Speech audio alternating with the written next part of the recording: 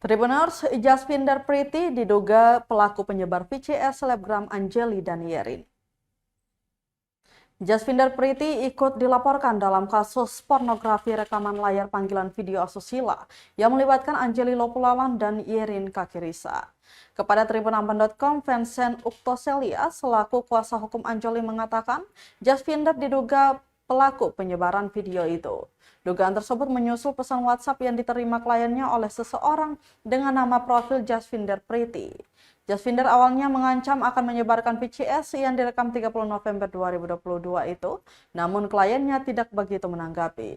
Tak sangka, kurang dari sepekan video itu sudah beredar luas di akhir Februari 2024. Jasvinder dan Yerin pun telah dilaporkan ke SPKT Polda Maluku Senin 4 Maret 2024.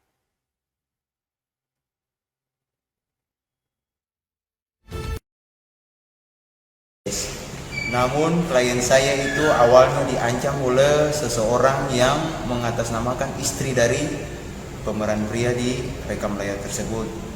Dia mengaku dia mengirim pesan WhatsApp kepada klien saya bahwa dia menanyakan kenal sama Yerin. Klien saya mengatakan bahwa iya. Yerin siapa? Terus Yerin Kakirisa.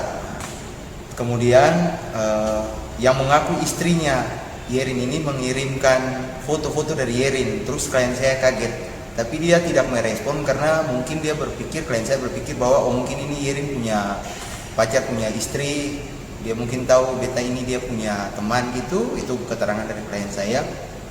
Jadi dia tidak tahu bahwa ini Yerin atau bukan sebenarnya.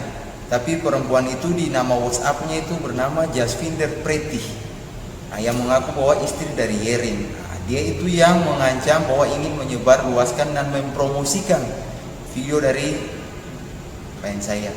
Jadi ketika dia mengancam itu, setelah beberapa hari kemudian video itu mulai tersebar di snap-snap WhatsApp, di status-status sosmed. Dari situ klien saya kaget dan mulai melakukan konsultasi dengan saya, dan kita akhirnya melakukan laporan polisi.